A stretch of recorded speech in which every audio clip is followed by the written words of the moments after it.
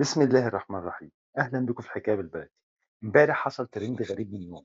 الترند ده على فكرة مش أول مرة نشوفه، وإحنا اتعودنا على كده.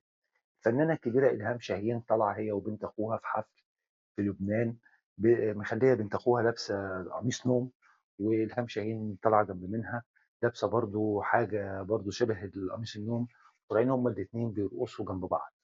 طبعا الناس والجماهير والتعليقات على الموضوع ده زادت أوي، وقالوا إزاي تخلّي بنت أخوكِ لابسة قميص نوم وطالعة ترقص بيه قدّام الناس، ده الطقم اللي هي لابساه ده أو القميص النوم اللي هي لابساه ده المفروض تلبسه في أوضة النوم، مش في حفلة وقدّام الناس وقدّام الجماهير والميديا كلّها تتكلّم عنه.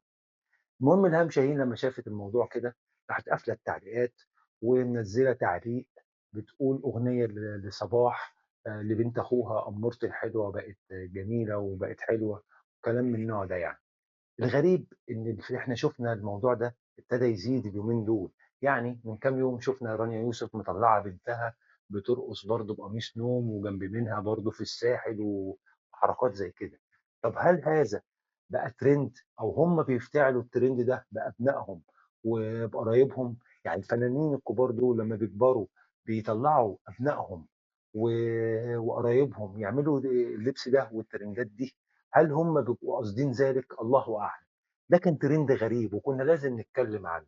المهم الاشتراك في القناة وتشوفوا حلقاتنا اللي فاتت وحلقاتنا اللي جاية، وشكرًا على المتابعة.